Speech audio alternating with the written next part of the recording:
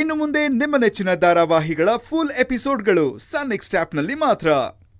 ಈ ಕಳ್ಳಾಟಕ್ಕೆ ಇಡೀ ಊರ್ ಜ್ವಾಲೆ ಆಗಿ ಜ್ಯೋತಿ ಕಣ್ಗಳನ್ನ ಸುಡ್ತು.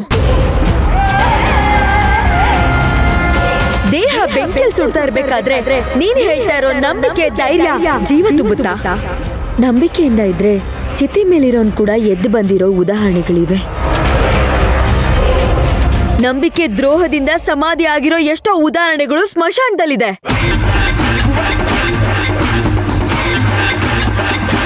ನೋಡ್ ಜ್ಯೋತಿ, ನೀನ್ ದೇವರನ್ನ ಕಳ್ಕೊಂಡಿಲ್ಲ, ಸ್ವಾಭಿಮಾನನ ಕಳ್ಕೊಂಡಿದ್ಯಾ. ಇದಕ್ ತಕ್ಕ ಉತ್ತರ ನೀನ್ ಕೊಡ್ಲೇಬೇಕು. ನೋಡು, ಇವಳ ಮಾತ್ ಕೇಳಿ ಕೋಪದ ಕೈಗೆ ಬುದ್ಧಿ ಕೊಡ್ಬೇಡ. ಅದ್ರಿಂದ ನಿನ್ ಜೀವನ ನಾಶ ಆಗುತ್ತೆ ಹೊರತು ನಿನಗೆ ಗೆಲುವು ಸಿಗಲ್ಲ. ಯುಗ ಯುಗದಲ್ಲೇ ಇದಕ್ಕೆ ಉದಾಹರಣೆ ಇದೆ. ಇದು ಕೋಪದ ಪ್ರಶ್ನೆ ಅಲ್ಲ, ಸ್ವಾಭಿಮಾನದ ಪ್ರಶ್ನೆ, ಸ್ವಂತದವ್ರು ಮಾಡಿರೋ ನಂಬಿಕೆ ದ್ರೋಹದ ಪ್ರಶ್ನೆ.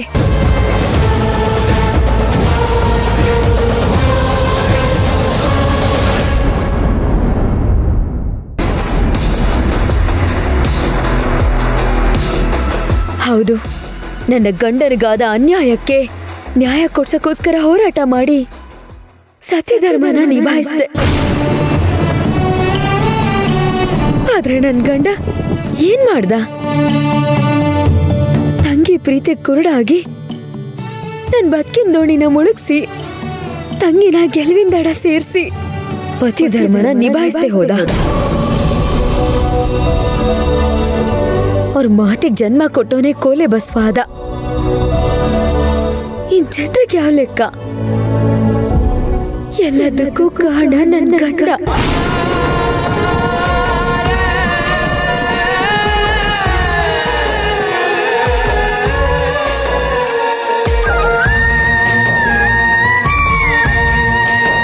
ಅಳ್ಬೇಡ ಜ್ಯೋತಿ, ಆದಿನೂ ಹೆಣ್ಣಿಂದ ಅಂತ್ಯನೂ ಹೆಣ್ಣಿಂದ ಅಂತ ಹೇಳ್ತಾರೆ. ತಂಗಿಯಿಂದ ಆರಂಭ ಆದ ಕತೆಗೆ ಹೆಂಡತಿಯಾಗಿ ಅಂತ್ಯನ ನೀನ್ ಮಾಡು. ಏನ್ ಮಾಡ್ಬೇಕು? ಶಿವಪುರನ ರಣರಂಗದ ಕುರುಕ್ಷೇತ್ರ ಮಾಡು, ಧ್ವಂಸ ಮಾಡು, ವಿಧ್ವಂಸ ಮಾಡು.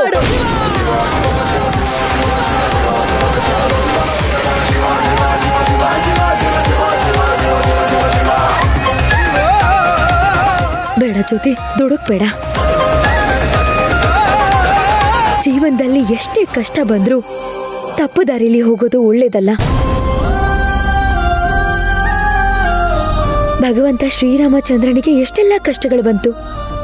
ಅವನ್ ರಾಜ ಆದ್ರೂ ವನವಾಸ ನೋಡ್ಲೇಬೇಕಾಯ್ತು. ಹೆಂಡತಿ ಸೀತಾಮಾತಾ ಅಪಹರಣೆ ಆದಾಗ ಯುದ್ಧ ಮಾಡ್ಬೇಕಾಯ್ತು. ಹೆಂಡತಿ ಮಕ್ಕಳಿಂದ ದೂರ ಇರ್ಬೇಕಾಯ್ತು. ಜೀವನ ಪೂರ್ತಿ ಸಂಕಷ್ಟಗಳಿಂದ ದುಃಖಗಳಿಂದ ತುಂಬಿದ್ರು ಇವತ್ ಯಾಕೆ ಅವನನ್ನ ಎಲ್ಲಾ ಕಡೆ ಪೂಜಿಸ್ತಾರೆ ಗೊತ್ತಾ? ಏನೇ ಆದ್ರೂ ನ್ಯಾಯ, ನೀತಿ, ಧರ್ಮದಾರಿನ ಬಿಡ್ಲಿಲ್ಲ ಅಂತ. ಅದಕ್ಕೇನೆ. ಹೌದಾ? ಅದೇ ಭಗವಂತ ದ್ವಾಪರ ಯುಗದಲ್ಲಿ ಏನ್ ಹೇಳಿದಾನೆ ಗೊತ್ತಾ? ದಾರಿ ಯಾವ್ದಾದ್ರೇನು, ಗೆಲ್ಲೋದ್ ಮುಖ್ಯ ಅಂತ.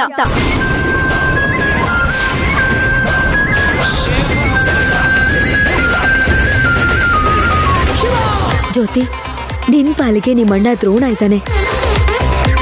ಖಂಡಿತ ಅವ್ನು ನಿನ್ನ ಗೆಲ್ಲಿಸ್ತಾನೆ. ಫೈಟ್ ಮಾಡು. ಒಂದೇ ಕೈಯಲ್ಲಿ ದೊಡ್ಡ ರಥನ ಎಳೆಯೋದಿಕ್ಕೆ ಸಾಧ್ಯ ಇಲ್ಲ ಜ್ಯೋತಿ. ಭಗವಂತನ ನಂಬು ಜ್ಯೋತಿ. ಅವನ್ ಕರುಣೆ ನಿನ್ಮೇಲಿದ್ರೆ ಖಂಡಿತ ಒಳ್ಳೇದಾಗತ್ತೆ.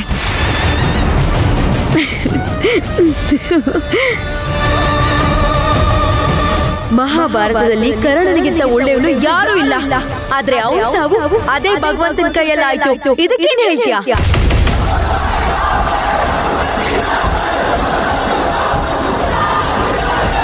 ಇದು ಕಲಿಯುಗ.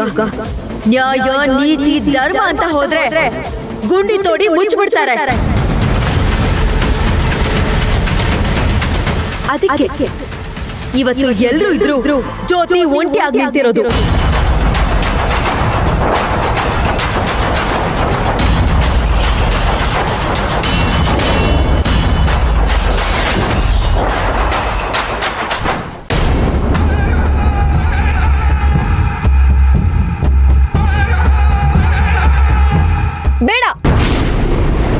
ಮಾತಾಡ್ಬೇಡ. ನ್ಯಾಯ ನೀತಿ ಧರ್ಮ ಅಂತ ಅನುಭವಿಸಿ ಸಾಕು. ನಿನ್ ಮಾತ್ ಕೇಳಕ್ ನಾನ್ ತಯಾರಾಗಿಲ್ಲ. ಹೊರಟೋಗು ಅಂದೆ.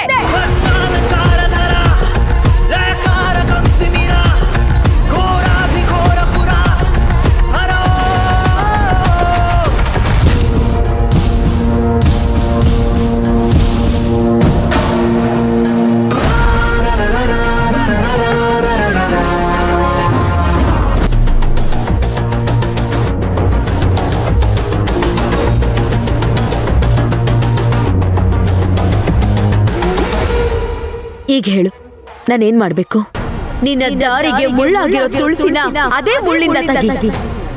ಆಗ ಅದೇ ಕೊಂಬೆಯಲ್ಲಿ ನಿನ್ ಗಂಡನ ಪ್ರೀತಿ ಹೂವಾಗರಳುತ್ತೆ.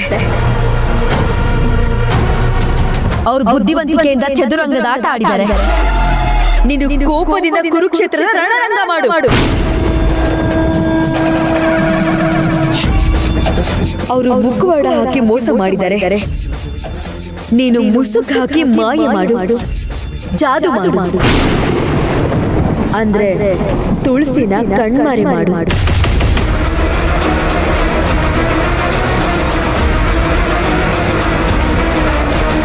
ಹೌದು, ಹಾಗೆ ಮಾಡ್ಬೇಕು.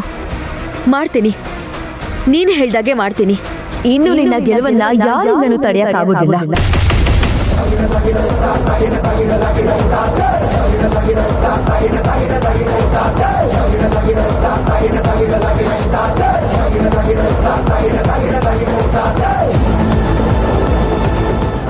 ಇಲ್ಲಿ ತನಕ ಒಂದು ಲೆಕ್ಕ, ಇನ್ಮೇಲೆ ಬೇರೆ ಲೆಕ್ಕ. ಇವಾಗ ನನ್ನ ನಿಜವಾದ ಆಟ ಶುರು.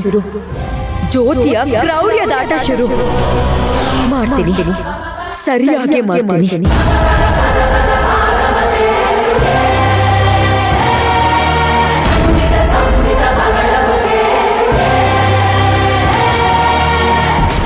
ಚಂದ್ರಿಕಾ, ಬಿಸಿನೀರು ಕೊಡು. ಇರಿ. ಓಹ್, ಬಿಸಿಯಾಗೈತೆ, ಕೊಡ್ತೀನಿ ಇರಿ. ಬಟ್ಟೆ ಎಲ್ಲೋತು? ಅಲ್ಲಿದೆ ನೋಡು.